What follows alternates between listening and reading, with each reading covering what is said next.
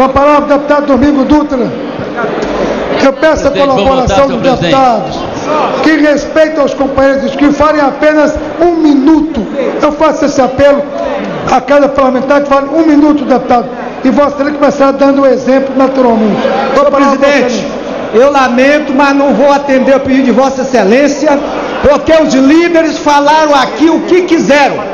É preciso reformular também o poder dos líderes, que atravessa a qualquer hora e falam o que querem, deixando nós aqui esperando. É o regimento bem cumprido. Queria, senhor presidente, primeiro, parabenizar a democracia brasileira, parabenizar o povo brasileiro que foi às ruas, e foi o povo brasileiro que tirou a cera do ouvido da maioria dos políticos brasileiros.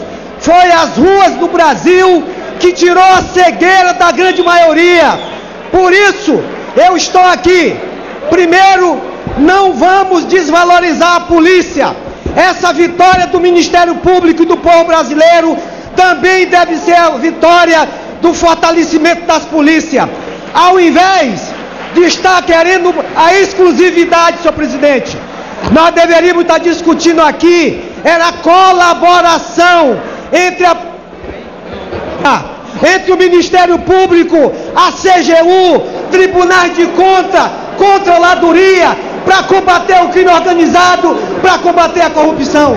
Eu quero, senhor presidente, para encerrar, mas sem deixar de fazer a crítica ao poder imensurável dos líderes no direito de falar, de que o povo brasileiro deve continuar nas ruas para a gente aprovar o fim do voto secreto, aprovar a PEC do trabalho escravo, enterrar a PEC 315, reformular a Comissão de Direitos Humanos e mandar para as profundezas do inferno a cura gay, a estupro. Muito obrigado. Com a palavra